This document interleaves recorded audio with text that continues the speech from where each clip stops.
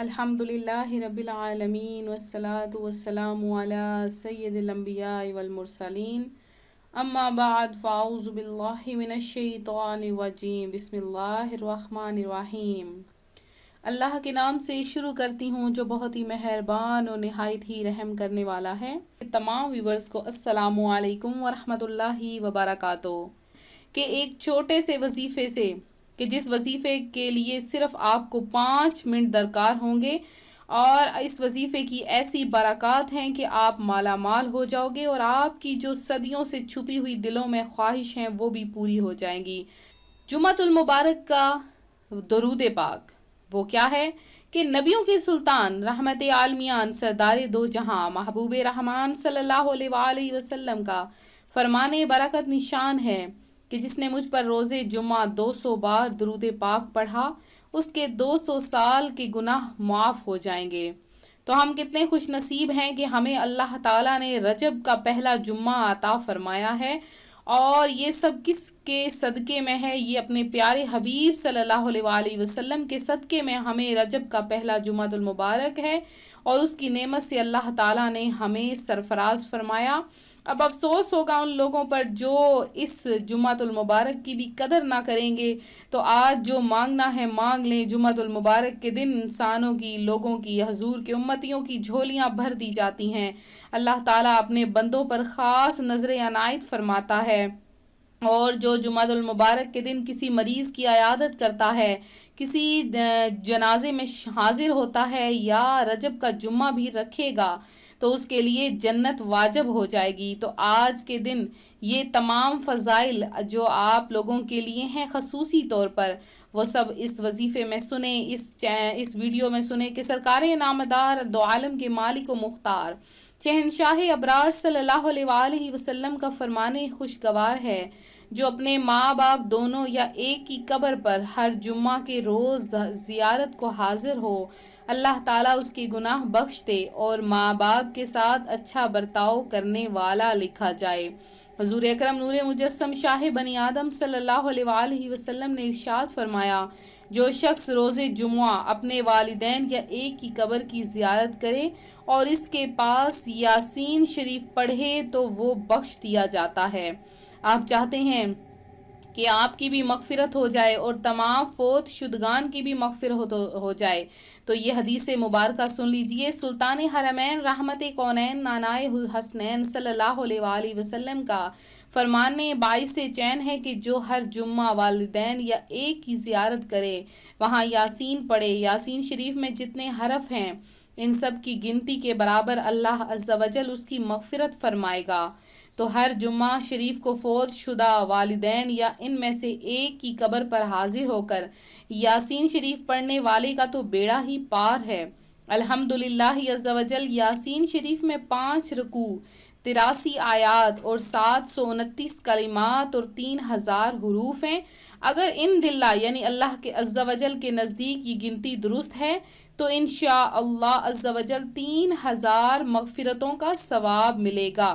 فرمان مصطفیٰ صلی اللہ علیہ وآلہ وسلم ہے، جو شب جمعہ یعنی جمعرات اور جمعہ کی درمیانی رات یاسین پڑھے اس کی مغفرت کر دی جاتی ہے۔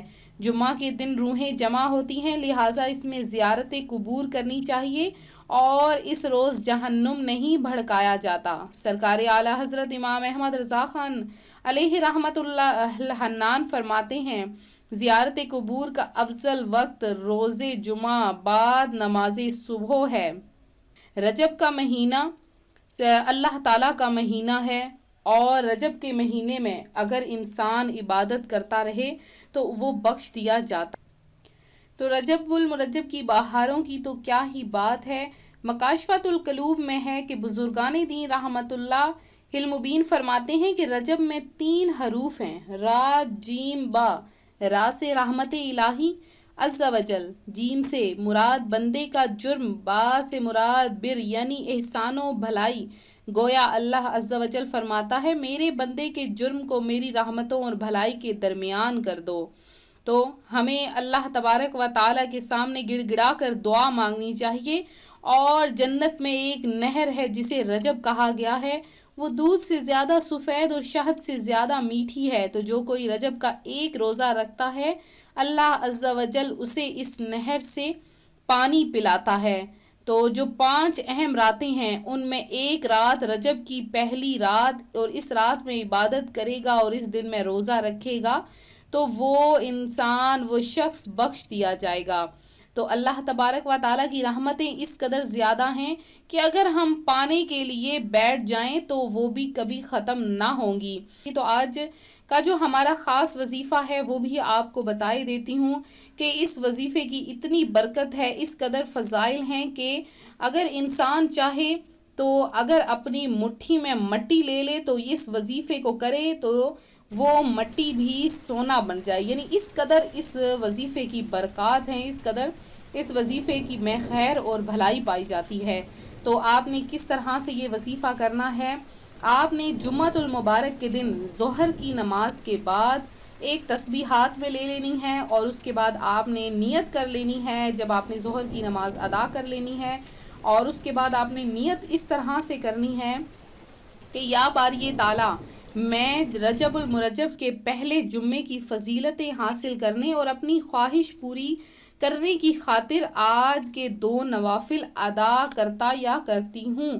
اور اس کے بعد آپ نے 2 نفل کی نیت کرنے کے بعد اس طرح سے 2 نفل پڑھنے ہیں۔ پہلی آپ نے جو رکعت ادا کرنی ہے اس میں آپ نے 1 مرتبہ سورہ فاتحہ پڑھنے کے بعد 3 مرتبہ آپ نے سورہ اخلاص یعنی قل هو اللہ احد اس کو پورا پڑھنا ہے، اور اس کے بعد آپ نے 15 مرتبہ سورہ قدر کی تلاوت کرنی ہے۔